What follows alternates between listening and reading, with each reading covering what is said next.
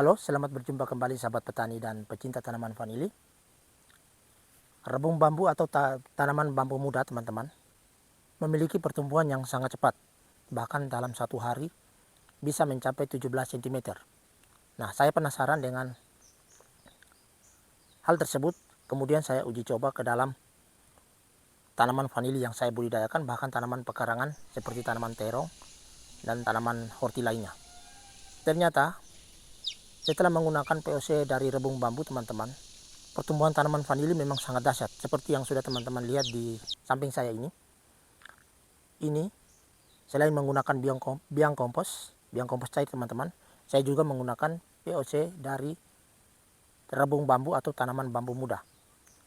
Sengaja saya pakai POC dari rebung bambu muda teman-teman, karena memang tanaman bambu muda atau rebung bambu memiliki banyak nutrisi dan mineral seperti vitamin A, vitamin B6, tiamin, riboflavin dan jenis vitamin lainnya, serta berbagai mineral seperti kalsium, kalium, fosfor dan juga magnesium serta natrium.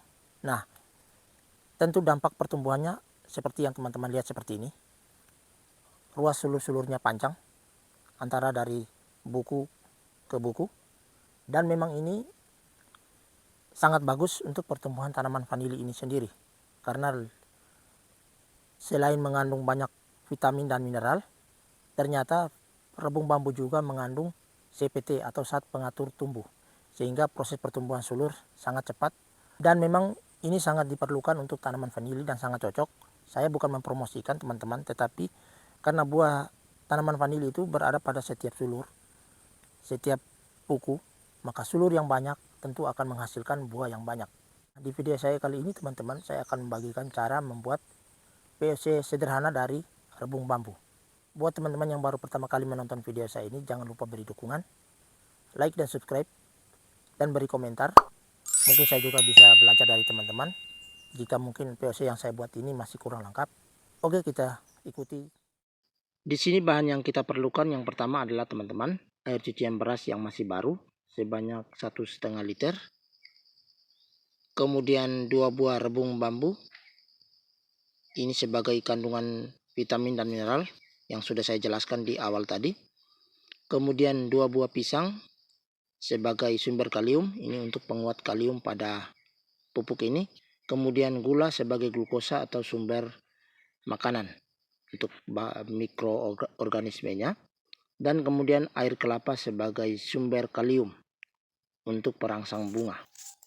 Nah, proses selanjutnya kita cincang terlebih dahulu bahan-bahan ini, terutama rebung bambu teman-teman, dicincang sampai halus.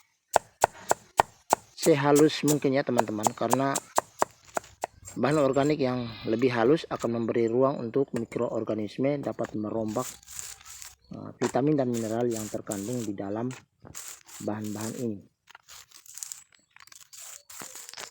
Selanjutnya teman-teman, ketika rebung bambunya sudah halus, kita masukkan yang pertama gula pasir sebanyak 3 sendok makan.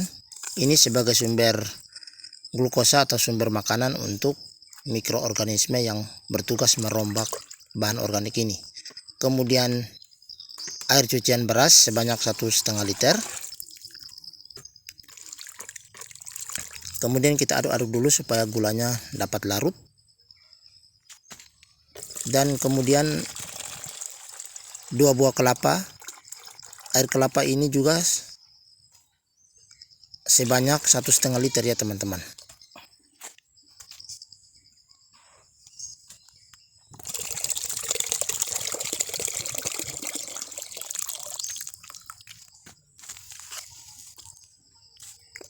Dan kemudian adalah pisang masak.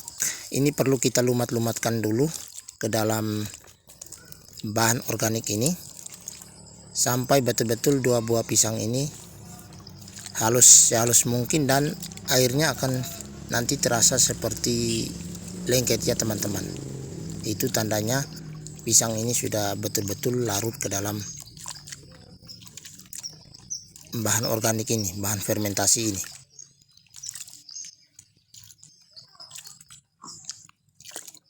Dan teman-teman, setelah kita remas-remas seperti ini, nanti cairannya akan terlihat lengket seperti ini ya teman-teman. Akan saya tampilkan. Nah, seperti ini. Dia agak sedikit lengket seperti cairan lidah buaya.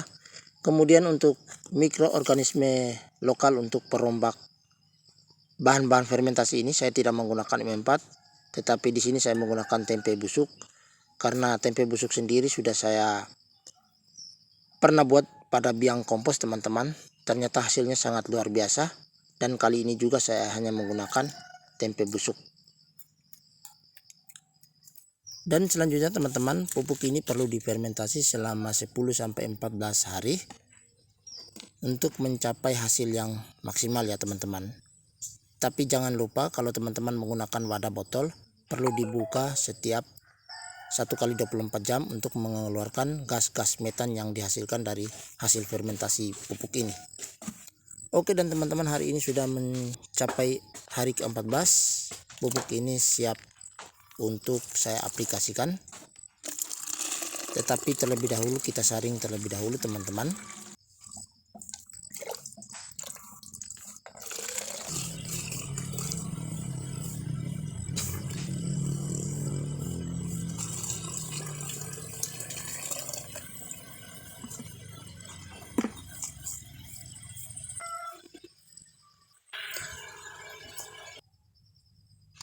Ampas-ampasnya boleh kita taburkan pada tanaman yang kita budidayakan atau kita benamkan pada sekitar tanaman vanili teman-teman. Untuk cara aplikasinya teman-teman, untuk tanaman horti boleh dengan sistem pengecoran dan sistem spray. Untuk sistem pengecoran dengan dosis 1 liter pupuk cair rebung bambu ini berbanding 10 liter air. Kemudian kita berikan untuk setiap tanaman yaitu dengan 1 gelas atau setara dengan 200-250 ml. Kemudian khusus untuk tanaman vanili yaitu sama dengan perbandingan 1 liter POC rebung bambu berbanding 10 liter air teman-teman.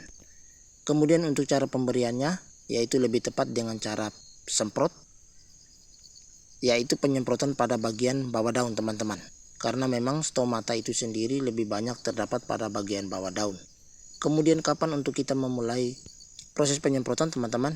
Yaitu lebih tepat setelah kita melakukan proses dressing, karena selain untuk menuakan batang tanaman vanili, pupuk ini juga merangsang keluarnya bunga dan